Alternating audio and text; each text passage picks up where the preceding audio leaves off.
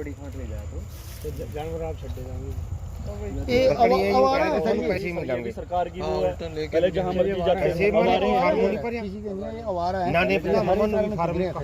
और देखो इसमें दवाई गिरी भी है वो फिर भी सरकार ने मान लो पहले जैसे कच्चे से कुछ होता था अब वो बंद कर दिया सर अब ऐसे ही आवारा है ये भी रात को एक्सीडेंट सबसे बड़ा कारण है जी। नहीं देखो बंद होना चल मन भी अच्छा नहीं लगता है इनका बेचारा का भी हाँ कटा बुरा उल्टा ज्यादा है था सारा पता है 15-20 दिन हो गए अभी जो कमेटियां बनी है सब वो डाले वो स्प्रे। हाँ जी हाँ वो देख मशीन ये देख मशीन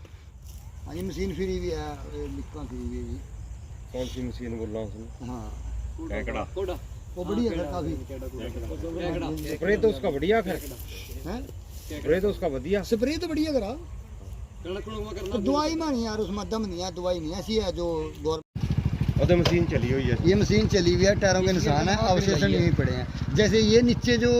जमीन दिख रही है सर काट लिए वो जो बस ठीक गरीब जनता है ना जैसे फरा है उसको डंगरों जानवरों के लिए काट ले वो जानवर चुग रहे थे हाँ वो जानवर चुग रहे हैं बाकी वो देखो उधर पूरा पड़ा अगर ये बंदा कहे भी मैंने ये नहीं इसमें मशीन चली वो देखो टायरों के निशान है सर बीच में भी देख सकते हैं आगे मैडम दिख रहे हैं आगे भी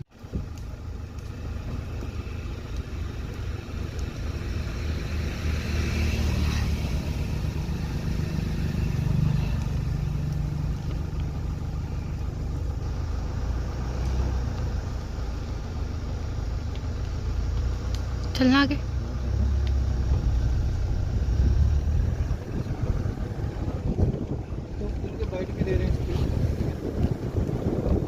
मैडम 3 साल पहले हमें सुविधा के लिए एक मशीन भेजी गई थी हमारे पास जबकि हमारे को ये बोला गया था भी आपको प्रति एकड़ 1000 रुपया दिया जाएगा और उल्टा हमारे से 300 रुपये प्रति एकड़ लेके गए हैं कोई हमारे पे 1000 रुपये एकड़ के हिसाब से कोई पैसा नहीं आया हमें पैसा कोई नहीं चाहिए मैडम पर कम से कम समय सर टाइम सर जिससे हम अपनी जुताई कर सकें अपनी आगे की जो गेहूं की फसल है वो बिजाई कर सकें नवंबर में करते हैं मैडम तो मशीन ही नहीं अब तक आई मैडम अब भी नहीं आई पीछे भी वेट किया पिछले साल ना आग लगाने देते हैं चलान काटते हैं दूसरा मैडम अब भी नहीं है अब भी वेट कर रहे हैं मशीन भेजे डीकम्पोज के साथ स्प्रे कराया जिम्मेदार बैठे हैं आप किसी से पूछ सकते हो उसका कोई फायदा नहीं है मैडम कोई उससे जो डीकम्पोज का मतलब ये है अभी पराली गलती है खेत में वो स्प्रे कराई है मैडम उसका कोई बेनिफिट नहीं है कोई उससे पराली गली नहीं कोई कुछ नहीं आप देख सकते हो जाके आप देख सकते हो दिखा भी सकते हैं आपको जाके अभी दूसरा मैडम हमारी मजबूरी है हम नहीं चाहते कि खेत में आग लगानी पड़े उसका हमारा भी नुकसान है पर हम उस इतनी पराली जो खेत में जो होता है मैडम उसकी जुताई कैसे करें आग लगाना हमारी मजबूरी है अगर गवर्नमेंट हमारे को मशीन टाइम सर दे हम उसके जो भी है अवशेषण को जलाना पसंद करेंगे पर टाइम सर मैडम भेजा जाए ऐसा नहीं है अभी जिम्मेदार नवंबर की बजाय आगे कब अपनी बिजाई करेगा तेल किस रेट तक पहुंच गया मैडम बहुत ज्यादा हद से ज्यादा ऊपर है तो उसके हाँ कुछ डीजल में कंसेशन करो कुछ तो करो मैडम ये किधरी भी नहीं दूसरा मैडम अभी पूरे जिम्मेदार बैठे हैं डीकम्पोज से जितने भी कराया अब वेट कर रहे हैं अभी कब वो पराली गलेगी मैडम कब उसकी आगे जुताई करके कब जाके बीजेंगे 1 महीने के अंदर कोई डीकम्पोज ने पराली को गाड़ा नहीं जो उसका प्रोसीजर है कितने 100 रुपये जी 100 रुपये प्रति एकड़ डीकम्पोज के लिए गए सुना जहाज पीछे थे तो 25 रुपये गवर्नमेंट और जो मशीन वाला होता है मैडम हमारे पास तो वो ही लेके गया है बोला गवर्नमेंट की तरफ से 100 रुपये प्रति एकड़ देने पड़ेगा और दिए हैं पूरे जिम्मेदार बैठे हैं मैडम यहाँ मेन तो सर ये है देखो आज के टाइम में अगर हम पराली की बात करें पराली हम भी नहीं जलाना चाहते पराली जलाने का मेन मुद्दा हमारा क्या है कि उसके आगे हम अपने खेतों की जुताई नहीं कर पाते जुताई अगर हम करेंगे तो उसमें हमारा खर्चा बहुत ज्यादा होता है अगर आज सरकार की बात करें तो सरकार ने डीजल का रेट कहाँ पे बढ़ा दिया है अगर सरकार चाहती है अभी हम पराली ना जलाए तो डीजल का रेट हाफ करे हाफ करके हम उसकी 1 बार नहीं 2 बार नहीं 3 बार जुताई करेंगे जिससे हमारा बेनिफिट होगा अब मान लो सरकार ने क्या किया था सरकार कहती है पराली मत जलाओ पर हमें सरकार कुछ सब्सिडी वगैरह तो दे रोलर की बात आती है रोलर आज से 3 साल पहले हमारे गाँव में आया था जिसने गांठें बनाई पर उसका फायदा क्या हुआ हमें उसको कोई फायदा नहीं मिला उन्होंने हमसे क्या किया 300 रुपये प्रति एकड़ हमसे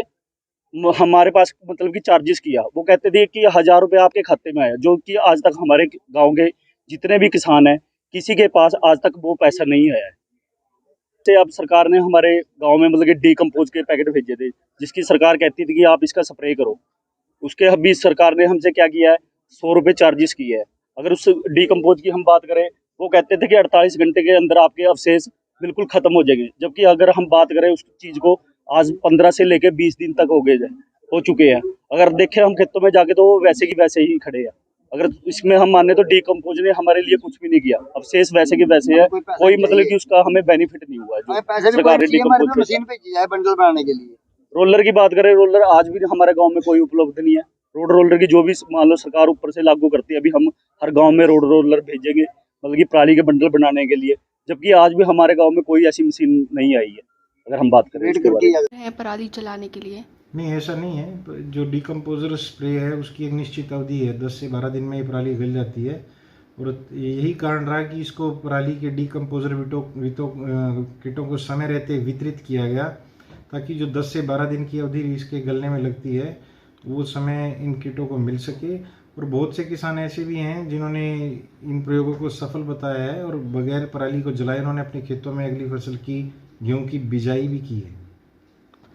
नहीं, डीकम्पोजर किट के स्प्रे के बाद 10 से 12 दिन की निश्चित तौर पर ये अवधि तो लगती है, लेकिन पराली जलाना ये किसी भी समस्या के निजात पाने का तरीका नहीं है। सरकार द्वारा एक्स-2 और इन-2 दोनों ही तरह से 1000 रुपये की प्रोत्साहन राशि का प्रावधान किया गया है। तो सभी किसानों से हम यही आग्रह करते हैं कि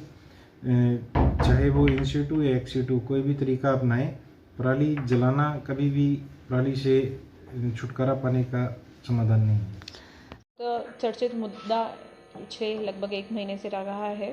स्टबल बर्निंग का। तो इसमें इस बार हमारे यहाँ काफ़ी कम स्टबल बर्निंग हुई है, इवन दो हमारे पास कुल 97